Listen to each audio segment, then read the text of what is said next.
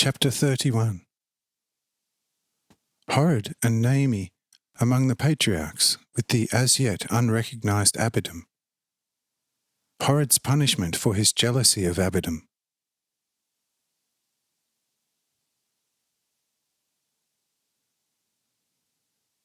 After these words, the company walked back to the place and the spot already familiar to us. As soon as the high abbedom approached those patriarchs, they threw themselves down before him, deeply stirred by the greatest love and respect for him, some praising and glorifying him in a loud voice, others again more secretly in their heart. This time, all the people on the height as well as on the vast mountain top prostrated themselves, except the 5 newcomers who alone remained standing. Also Enoch and Lamel would have followed the example of all the others, had not abbedom forbidden it to them, for the sake of the 2 newcomers. This appeared very peculiar to Horrid, and no less to the amazed Naomi. Namely, that all the people lay on their faces out of the highest respect. Yet looking around, they saw no one except their own company, to whom this great respect could be due.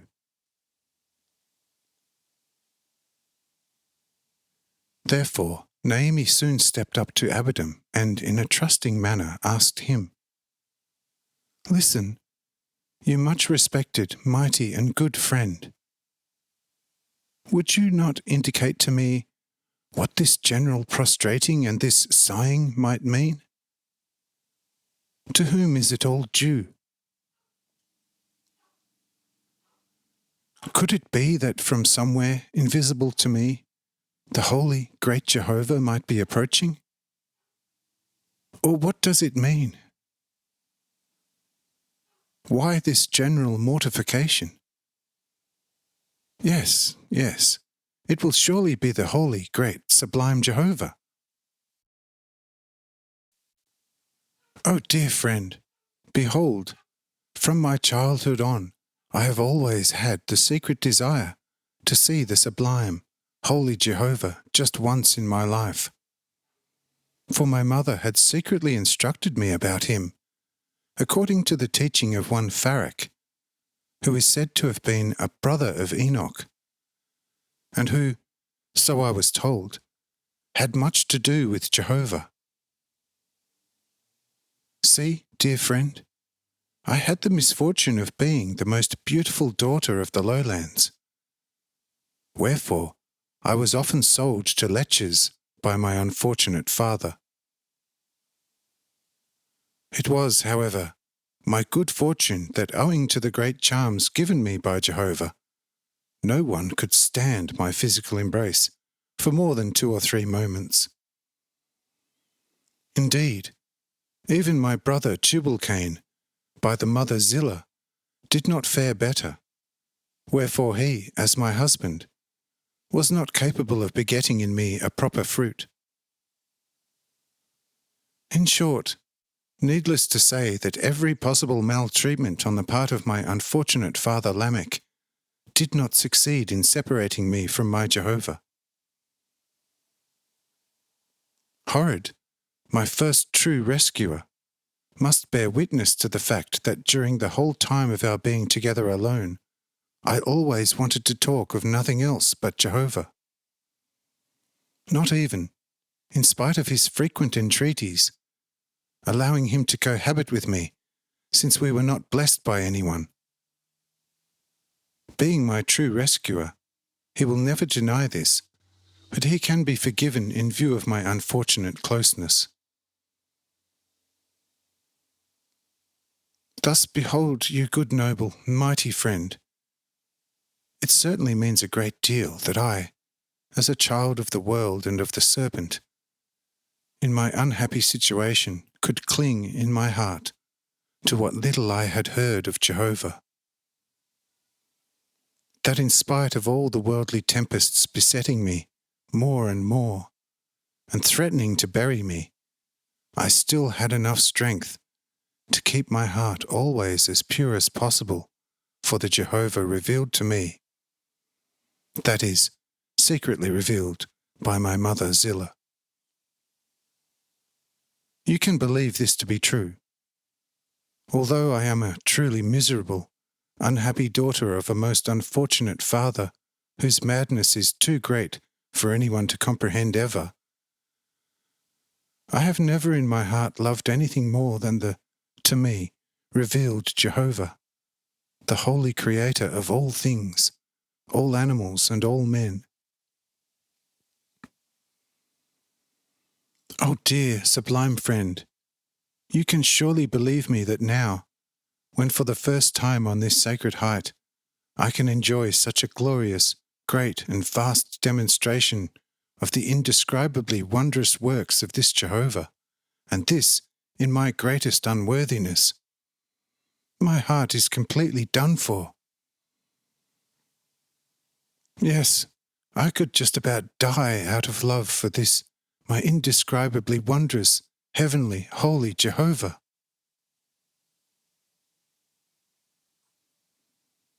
Oh, you dear, glorious friend, I want to say to you something really clever about my great love for Jehovah. But from where shall I take it? I was never allowed to learn anything, lest my unfortunate physical beauty thereby be spoilt. Had I not had the mother Zilla by my side, I believe my harsh father would not even have allowed me to learn to talk. Therefore, be patient with me. Although I am no longer as young as I look, my heart is still as receptive as when I was barely some 30 years old. Oh dear, glorious friend, if the holy Jehovah should now appear from somewhere, allow me, if it were possible to you, to look upon him for just one moment. Oh, if only I could be in the least worthy of such grace. Here she could no longer speak, and big tears rolled down her lovely cheeks, and the most ardent love, the greatest longing shone from her eyes. Joy and fear waged a battle in her heart, so much so that she trembled all over. Then Abidim summoned Horrid and said to him, Horrid, you son of the lightful morning, behold, here stands a forsaken child of the world from the lowlands. She trembles with great love and longing, fear and joy towards Jehovah. Yet you, a son of the morning, have not done anything except casting a few jealous looks at me. Therefore, I tell you that I, as a lord, shall now take this noble female plant and transplant it into another garden, so that henceforth you will no longer see her, having in your selfish jealousy failed me, who had you rescued from perdition due to your great lecherous folly. You know the ancient law of the fathers, having yourself been appointed teacher by the fathers. So tell me, is this the fruit of your office?